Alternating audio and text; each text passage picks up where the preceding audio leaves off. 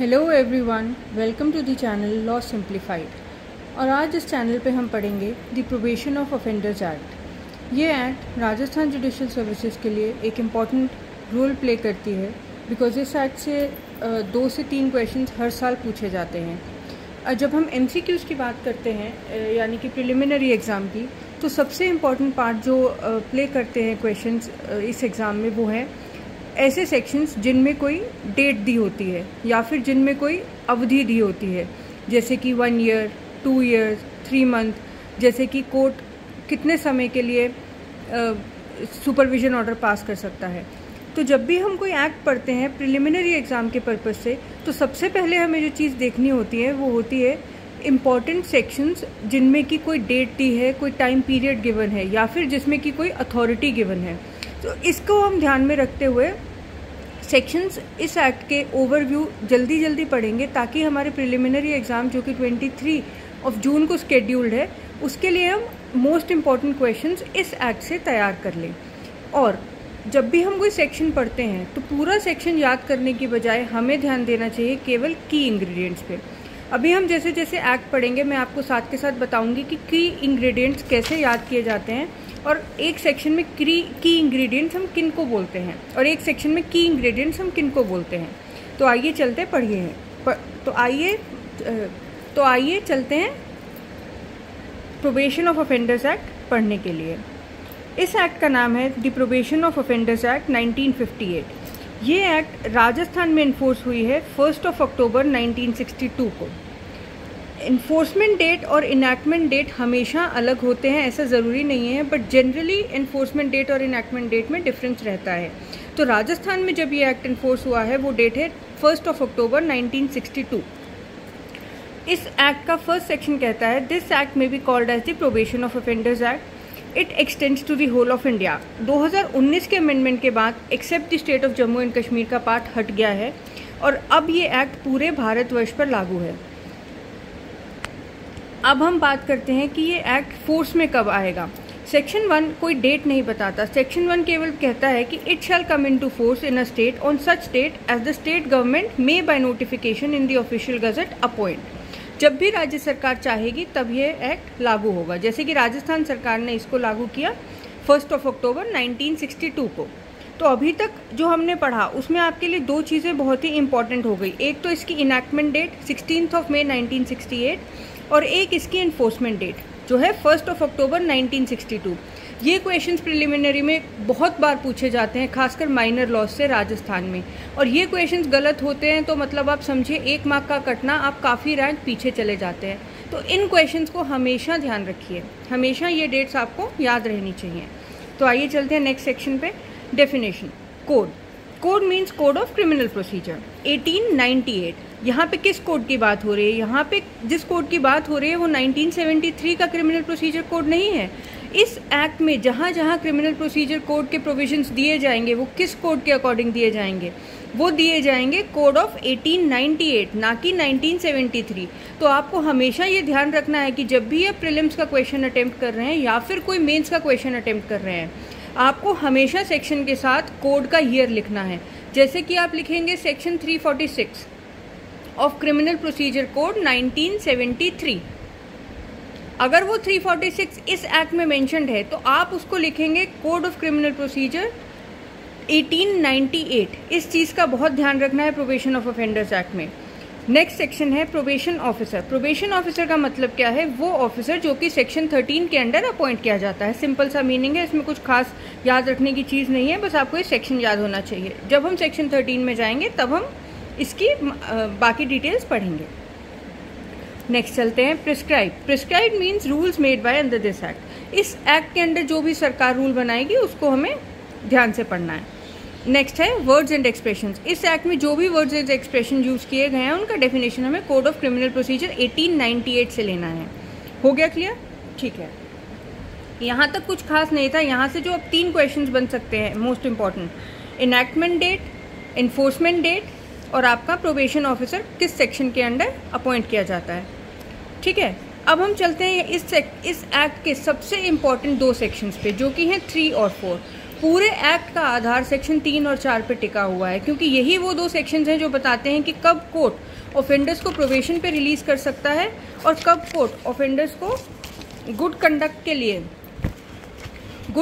के बेसिस पे रिलीज कर सकता है। तो सबसे पहले पढ़ते हैं सेक्शन 3। अभी मैंने आपसे थोड़ी देर पहले बात करी थी, सॉरी फ्रेंड्स मेरे पास ज़्यादा इक्विपमेंट नहीं है इस समय, तो मैं आपको अभी बेयर एक्ट से ही पढ़ा रही हूँ। फ्यूचर में अगर मुझे लगा कि आप लोग मेरी वीडियोस पसंद कर रहे हैं तो डेफिनेटली मैं इस पे अच्छे प्रेजेंटेशन देने की कोशिश करूँगी। अभी के लिए मैं आपसे क्षमा चाहती हूँ और कोशिश करूँगी कि जो मैं समझाऊँ वो आपको क्लियरली समझ में आ जाए। तो अभी हम सेक्शन 3 की बात करते हैं। सेक्शन 3 कहता है power of the court to release offenders after admonition. अब ये सेक्शन जो है ये बहुत ही इंपॉर्टेंट सेक्शन है। इसमें प्री में से बहुत क्वेश्चंस बनते हैं और मेंस के लिए भी ये सेक्शन बहुत इंपॉर्टेंट है। तो प्री के लिए जो क्वेश्चंस बनते हैं वो मैं आपको बाद में बताऊंगी। एक बार हम इस सेक्शन की बेयर रीडिंग ले लेते हैं। When any person is found guilty of having committed an offence punishable under sections 379, 380, 381, 404 and 420 of the Indian Penal Code, or any offence punishable with imprisonment for not more than 2 years, जब भी कोई व्यक्ति इन sections के under punishable है या फिर किसी और एक्ट के ऐसे सेक्शन के अंडर पनिशेबल है जिसकी सजा 2 साल से ज्यादा नहीं है, ठीक है, 2 साल से ज्यादा सजा नहीं होनी चाहिए।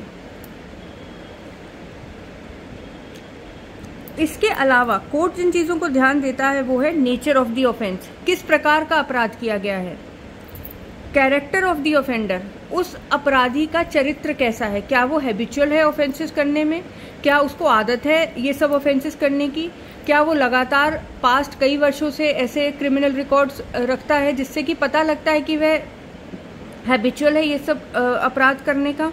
अब जैसे कि मान लीजिए सेक्शन 379 हमारा आईपीसी का चोरी की सजा बताता है, चोरी के अपराध की सजा बताता है।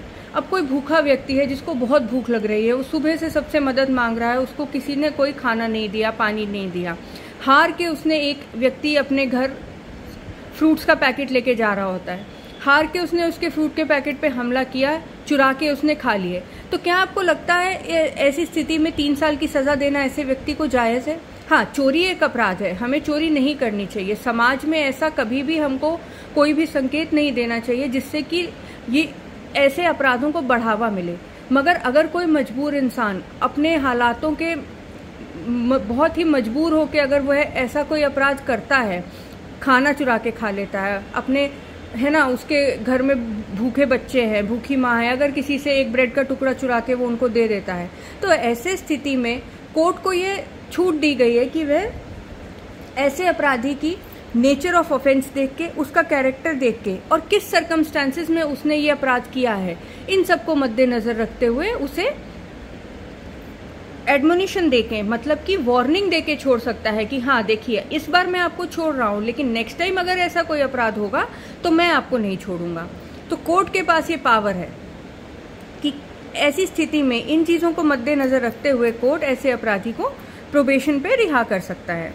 अब देखिए ये हमें कहाँ से पता चलता है कि ये कोर्ट की स्टैट्यूटरी पावर है, अब ये हमें कहाँ से पता चलता है कि ये कोर्ट की डिस्क्रिशनरी पावर है या मैंडेटरी पावर है? ये हमें पता चलता है वर्ड मे से। इसमें साफ साफ लिखा है the court may instead of sentencing him to punishment release him on probation of good conduct under section 4, और अंडर सेक्शन 4 को देख के वो प्रोबेशन ऑफ गुड कंडक्ट पे कोर्ट उसको छोड़ सकता है। तो आइए अब हम इस सेक्शन के की इंग्रेडिएंट्स की बात करते हैं जिसपे मैंने बार बार जोर दिया है। सबसे पहले इस सेक्शन में जो हमें ध्यान रखना है कि सेक्शन 3 की जो कोर्ट की एडमोनिशन की पावर है वो किन किन धाराओं पे लागू होती है। आइए इन धाराओं को हम अभी इसी समय याद करें। 379, 380, 381 ये सब अपराध चोरी से रिलेटेड हैं, तो आपको इसमें कुछ ज़्यादा मेहनत करने की ज़रूरत नहीं है। 379, 380, 381। उसके बाद जो आपके पास अपराध आते हैं वो आते हैं 404 और 420। 404 अपराध जो है वो आपका क्रिमिनल मिसअप्रोप्रिएशन ऑफ प्रॉपर्टी का है, और 420 जो आपका है चीटिंग का अपराध है। तो ये आपको पांचों अपराध याद होने चाहिए, क्योंकि एमसीक्यू में ये ऐसे ही ऑप्शन बना देंगे कि which of the following offences are covered under section 3 of the probation of offenders act. तो आपको ये याद होंगे तो आपको तुरंत उत्तर देके आगे बढ़ने का मौका मिल जाएगा।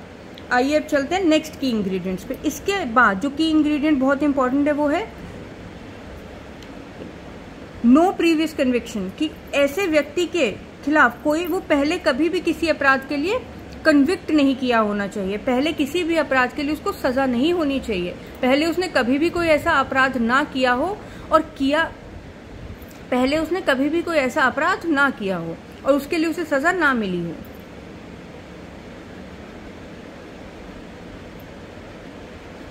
इसके बाद जो कोर्ट इंपॉर्टेंट चीज़ों को ध्यान रखता है वो है नेचर ऑफ द ऑफेंस। किस नेचर का ऑफेंस है, जो अपराधी है उसका कैरेक्टर क्या है, और जो ऑफेंडर है उसने किस सर्कमस्टांसेस में ये केस किया है। इसके अलावा जो बहुत इंपॉर्टेंट चीज़ है वो ये है कि उसको किसी भी अपराध के लिए, ना कि केवल इंडियन पिनल कोड के तहत बल्कि किसी भी और दंड संहिता के तहत 2 साल से ज़्यादा का अपराध उसने नहीं किया हो, तभी ये सेक्शन लागू होगा, अदरवाइज सेक्शन 3 का कोई मतलब नहीं रह जाता है।